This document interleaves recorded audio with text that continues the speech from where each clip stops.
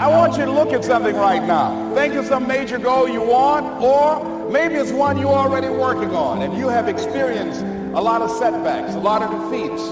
You've experienced a lot of disappointment. Maybe you've already given up. And maybe you just need a little fire, a little encouragement to get back in the game again. Here's what I want you to look at. There are winners, there are losers, and there are people who have not discovered how to win. And all they need is some coaching. All they need is some help and assistance, just a little support.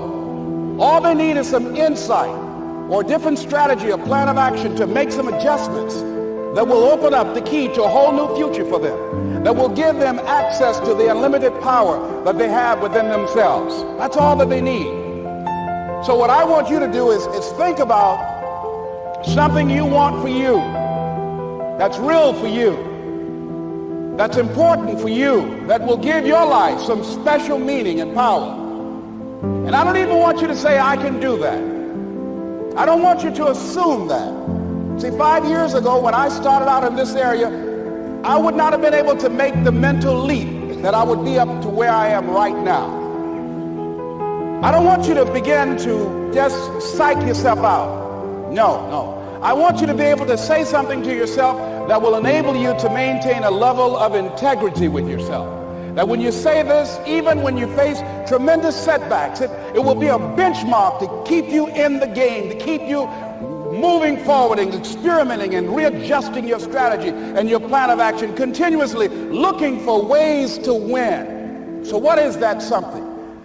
When you got an idea you want to move on, you might not have the money, you might not have the education, you might not have the support or the resources you need. What is that something that can keep us going, that will enable us to act on our dream? What's one of those keys that will begin to help us to discover the secrets to our dream? Here's what I want you to repeat after me, please, with power and conviction. Say, it's possible. That's all I want you to do when you look at your dream. Just say to yourself every day, it's possible. Just say that every day to yourself, it's possible. Because what does that do? See, it begins to change your belief system. See, the way in which we operate, ladies and gentlemen, it's a manifestation of what we believe, what's possible for us. Whatever you've done up to this point, all that it really is a duplication, it's a reproduction of what you believe subconsciously that you deserve and what's possible for your life. Most people operate out of their personal history, out of their memory, things they've done, things they've experienced, things they've seen, things that they have observed. What I'm suggesting that you operate out of a larger vision of yourself. I want you to see yourself doing what you want to do, experiencing what you want to experience, having what you want to have, doing what it is that gives your life some meaning and value. Operate out of your imagination, not your memory. Because whenever you look at where you want to go, I'm wanting to warn you, you will have some conversation back here after you go through the data that you've experienced in life saying you can't do it. And so what you want to begin to do is ignore that inner conversation. Well, most people, ladies and gentlemen, when something happens to them, what they do is they begin to believe that that's the way it is. That's the way it's always been. And they can't see the possibility of it being any different.